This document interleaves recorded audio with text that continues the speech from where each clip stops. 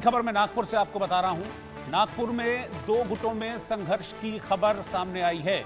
नागपुर में जमकर बवाल हुआ है और इसके बाद मौके पर भारी पुलिस बल की तैनाती की गई है। पुलिस ने आंसू गैस के गोले भी दागे हैं इस दौरान इस हंगामे को शांत करने के लिए।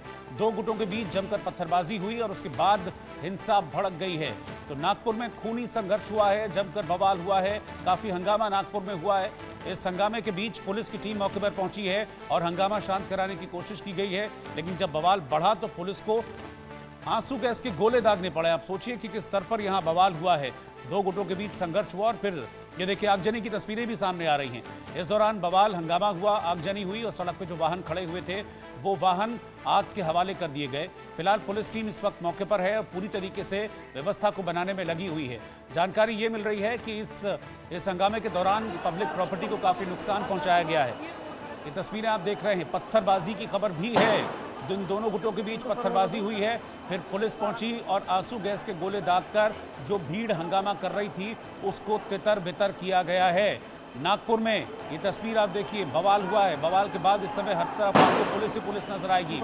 और जो पीछे आप गन शॉट का सुन रहे हैं, ये गन शॉट की मुझे लगता है कि आवाज़ें पस रही। ये देखिए फिर ये गन शॉट की आवाज़ें हैं। तो सोचिए कि हंगामा किस कदर बढ़ा है वहाँ पर कि पुलिस को ऐसा लग रहा है कि गन शॉट की फायरिंग भी हो रही है वहाँ पर। अब आप देखिए हर तरफ पुलिस ही पुलिस आपको दिखेगी और कैसे गाड़ी को आग के हवाले कर दिया गया ये तस्वीरों में दिख रहा है। हालांकि फायर ब्रिगेड भी मौके पर पहुंच गई है और जो आग यहाँ पर लगाई गई है, पब्लिक प्रॉपर्टी को नुकसान पहुँचाया गया, उन चीज़ों को फिलहाल अब ठीक करने की कोशिश की जा रही है। आग पर काबू करने का प्रयास हो रहा है, लेकिन ये हंगामा काफ़ी देर तक बढ़ा रहा। ये पता चला है कि दो गुटों के बीच संघर्ष हुआ है।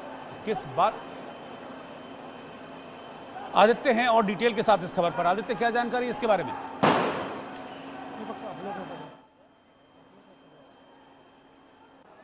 आदित्य, अगर आप सुन पा रहे हैं तो मुझे बताइए क्या जानकारी, क्यों हुआ ये, क्या इस संघर्ष के पीछे क्या वजह?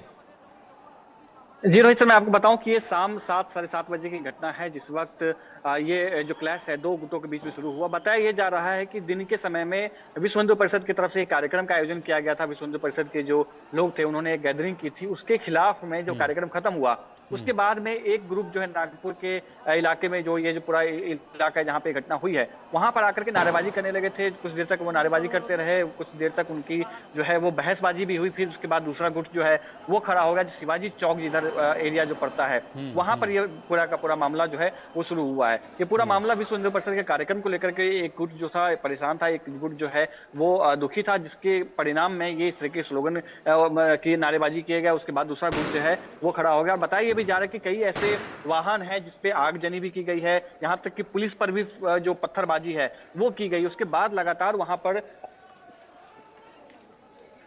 इलाके को छावनी में तब्दील कर दिया गया है। जो पुलिस फोर्स है वहां पर तैनात कर दिए गए हैं और लगातार जो है अपील की जा रही है कि किसी भी तरीके से यहाँ पर जो क्लैशेज है उसको खत्म किया जा सके। लोगों को शांत रहने की अपील जो है वो की जा रही है। यहाँ तक कि जो मुख्यमंत्री है देवेंद्र फडणवीस, उन्होंने भी लोगों से शांत रहने के लिए अपील किया है और कहा है कि किसी भी तरीके से कोई भी जो कानून है हाथ में न ले और पूरा मामला जो है उसको शांत रख सके। ये पूरा का मामला अभी तक ये स्थिति जो है वो सामने जो है निकल के आई है। कई ऐसे वाहन जिसमें आग लगाने की भी जो है घटना है वो सामने आई है। अभी हालात नियंत्रण में है ये कहा जा रहा है प्रशासन की तरफ से, लेकिन जिस तरीके से पुलिस फोर्स वहां पे तैनात किए गए हैं या जिस तरीके से वहां पे सुरक्षा व्यवस्था बनाए गए हैं, उससे साफ लग रहा है कि घटना कुछ ऐसी हुई है जो वहां पे अशांत करने के लिए काफी था। उसके बाद लगातार कोशिश की जा रही है कि किसी तरीके से वहां पे मामला शांत किया जा सके और जो भीड़ दोनों तरफ के जो लोग हैं जो इकट्ठा जो हुए थे उन सबको अलग अलग रखा जा सके। जी ये मैं जानना चाह रहा हूँ कि एक कार्यक्रम हो रहा था, वीएचपी का जो कार्यक्रम हो रहा था, तो उससे दूसरे गुट को दिक्कत क्या थी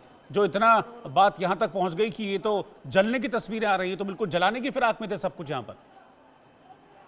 जी बताइए जरा, जो स्थानीय जो लोग हैं जिनसे हमारी बातचीत हुई है उनका ये कहना है कि इस कार्यक्रम को लेकर के पहले से भी विवाद जो है वो चल रहा था।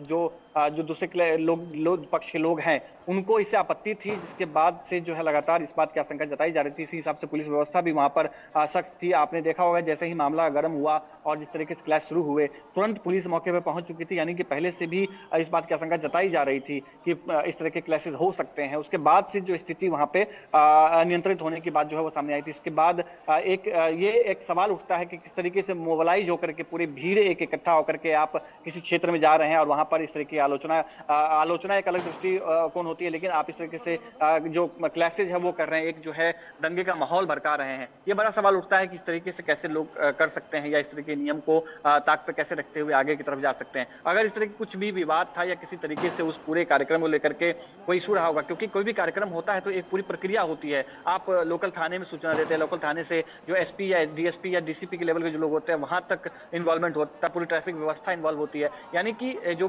कभी कार्यक्रम अगर हुआ होगा तो इस तरीके की व्यवस्थाएं जो है वो की गई होंगी। उसके बाद इस तरीके के जो